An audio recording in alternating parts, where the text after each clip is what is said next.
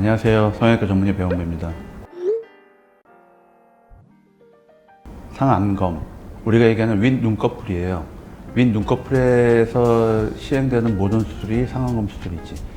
매몰법을 했든지, 아니면 절개해서 잘라냈든지, 아니면 눈썹 밑에서 뭔가 좀 수술했든지, 모든 걸 상안검 수술이라고 하는 게 정식 명칭인데, 요즘에는 상안검 수술하면은 눈썹 밑에서 자르는 거를 대부분 상안검 수술하고 약간 잘못됐지만 그렇게는 흔히들 사용하고 있죠.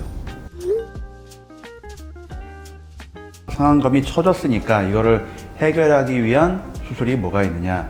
이제 쌍꺼풀 라인에서 쌍꺼풀 하면서 처진 걸 잘라내는 방법, 그 다음에 눈썹 밑에서 처진 걸 잘라내서 올리는 방법, 아니면 아예 이마와 눈썹과 처진 눈꺼풀을 다 올리는 이런 이마 거상술, 이렇게 나누는데, 과학적으로 근본적인 해결책은 위에서부터예요.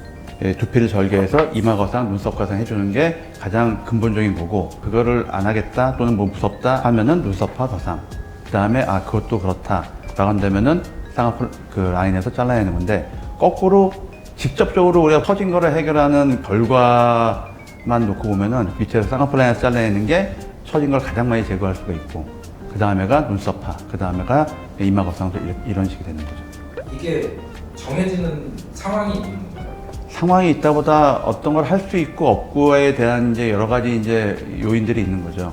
가장 근본적인 게 좋다 그래갖고 무조건 누구나 다 이마 거상술을 할 수 있는 건 아니고, 이마가 너무 넓다든지 이마가 각이 너무 많이 돼 있어갖고 우리가 수술을 하기가 되게 어렵다든지, 모발이 너무 듬성듬성 있어갖고 흉터가 많이 보인다든지, 그런 경우는 하고 싶어도 못하는 경우가 있을 수 있고, 눈썹파 거상술은 그나마 되게 자연스러운 수술인데 거꾸로 또 너무 자연스러워서 이게 했는지 안 했는지 뭐 한 1년 지나니까 다시 뭐 또 해야 되는 그런 경우가 있을 수도 있고, 내가 지금 어떤 게 가장 중요한지를 판단을 해서 결정을 해야 되겠죠. 그냥 외람되는 일인데 황비용 같은 사람들은 이마가 상술 머리가 등치가 이마니까 못하죠.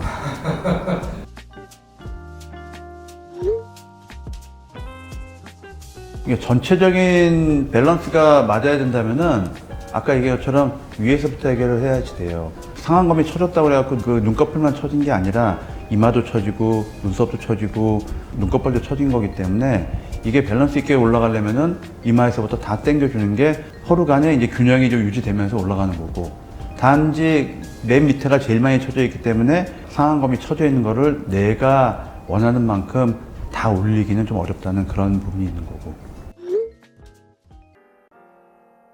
그런 식으로 처음에 이제 수술을 이렇게 하시면 되게 자연스러워요. 흉터는 뭐 이런 반영구 화장이나 이런 걸로 가려질 수 있어요 라고 말씀들을 드리긴 하는데, 실제로 거기 흉터 조직은 그런 염료가 잘 먹질 않아요.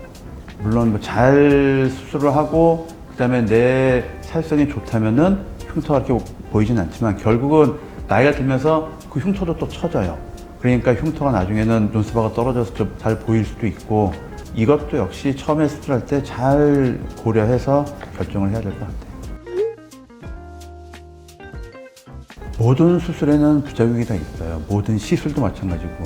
가장 흔하게 있는 거는 이 비대칭이 있을 수 있는데, 우리 얼굴은 대칭이 아니에요. 어느 누구도 대칭이 아니고 조금씩 다른데, 이제 수술을 하고 나서 이제 붓기가 있으면은 이 비대칭이 좀 더 부각이 되고, 수술 전에는 거울 한 번 볼 걸 100번씩 보면서 또 이제 분석을 하니까 더 크게 보이게 되는데, 이제 그런 게 붓기가 빠지고 자리 잡아가면서 약간의 비대칭은 있긴 하지만 전반적으로 봐서 누구나 받아들일 수 있는 그런 모양이 되면 이제 되는 거고, 쌍꺼풀 크기가 뭐 양쪽에 너무 누가 봐도 이상하게 차이가 있다거나 그럴 때는 뭐 재수술을 해줘야 될 것이고, 눈동자에 크게 차이가 있다면은 눈매 교정을 다시 좀 잡아야 될 수도 있을 거고, 그런 경우들이 제일 흔하게 있을 수 있는 거고, 아주 드문 경우긴 한데 눈이 이제 안 감기는 경우들이 있어요. 붓기 때문에 그런 경우가 제일 많기 때문에 시간이 지나면서 다들 돌아오긴 하는데, 뭐 2달, 3달이 지났는데도 안 감긴다 그러면 다른 뭐 이유가 있는 거니까 그때는 빨리 뭐 다시 상담을 해서 해결점을 찾아야 될 것이고. 원래 본인이 눈을 뜨고 주무시는 분들이지만 내가 수술 때문에 부작용으로 눈이 떠진다라고 얘기를 그렇게 오해하는 분들도 드물게 있긴 해요. 좀 난감하긴 하죠. 이 눈매 교정이 과하게 된 경우는 이게 완전히 자리 잡게 되면은 다시 되돌리기가 되게 어려워요. 그러니까 눈매 교정이 과해져서 눈뜨기가 너무 과하게 힘들다거나 아니면은 너무 눈이 안 감기게 나거나 이런 경우에 있어서는 좀 빨리 대처를 하는 게 좋죠. 눈꺼풀에서 가까운 데서 수술할수록 좀 더 커지는 경향이 있을까요? 당연히 그렇죠. 효과가 큰 만큼 눈에 보이는 게 많기 때문에 우리가 비대칭이라는 게 그때 훨씬 더 눈에 많이 띌 수가 있죠. 위에서 당겼을 때는 눈썹의 위치가 또 달라질 수가 있어요. 보통 보면 모든 분들이 한쪽 눈을 약간 좀 과하게 떠요. 우리가 이걸 당기게 되면은 좀 약간 돌아오는 것 때문에 약간 과교정을 하게 되는데 그렇게 되면은 훨씬 더 크게 차이가 나게 보이죠. 이제 시간이 지나면은 또 자리 잡아서 괜찮아지긴 하겠지만 이제 위에서 당길 경우에는 이제 눈썹의 차이 때문에 이제 그렇게 느끼시는 분들도 있고 밑에서 하게 되면은 뭐 눈동자의 크기, 쌍꺼풀의 크기 이제 그런 것 때문에 생각하시는 분들이 있고 완전히 눈꺼풀이 쳐져서 눈동자 반을 가리고 뭐 이런 분들이 있는데 이 가려지게 되면은 뭐 시력이 나빠지는데 조금 더 영향을 준다고 하기도 하고 그 다음에 가려지게 되면 시야도 되게 좁아지니까 생활도 불편하기도 하고 자꾸 치켜뜨니까 주름도 더 많이 생기기도 하고 저희도 가끔 TV 보다가 가끔 이렇게 해주면 되게 잘 보이거든요. 이렇게. 기능적인 측면에서도 상안검 수술은 해볼 만하다. 해볼 만한 게 아니라 그런 경우는 기능적인 면이기 때문에 가능하면 하시는 게 훨씬 더 좋죠. 그 앞으로도 상안검, 나중에 또 하안검 이런 수술들에 대해서도 또 계속 많은 정보 계속 말씀해 주실 거죠?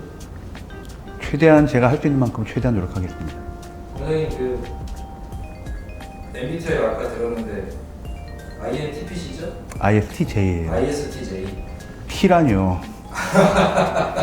죄송합니다. 제가 큰 실수했습니다. 다음에 또 저희 좀 더 친해져요. 네, 알겠습니다. 네, 그럼 다음에 또 뵙겠습니다. 네, 감사합니다.